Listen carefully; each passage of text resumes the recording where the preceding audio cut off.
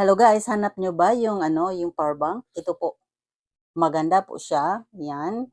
Mayroon na po siyang sariling cable dito, built-in cable, pansakan for the Type-C and then for the iPhone. Yan, maganda po siya. Mayroon po siyang mga output na pwede mong gamitan ng cable. Kung makalimutan mo dala ng cable, mga wires, itong gamitin nyo.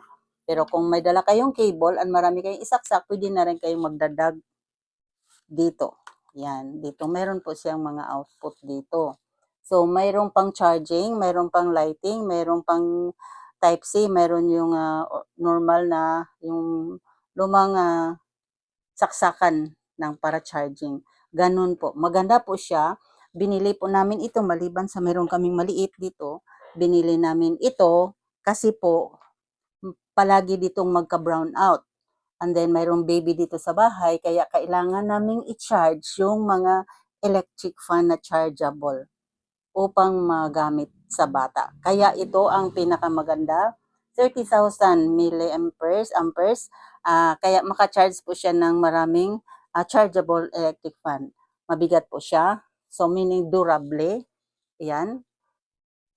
So, bili na kayo, andyan lang po sa link, andyan lang po sa basket ang link. Maganda po siya, yan. Lalo na kapag nasa area kayo na palaging nalubatan. Pwede rin po magamit ito sa yung laptop. Yan. Okay? Madali lang po siyang i-charge, madaling mapuno, and then matagal malubat. Yun po ang importante. Madaling ma-charge, madaling mapuno, matagal malubat. Yun lang po. Bye-bye!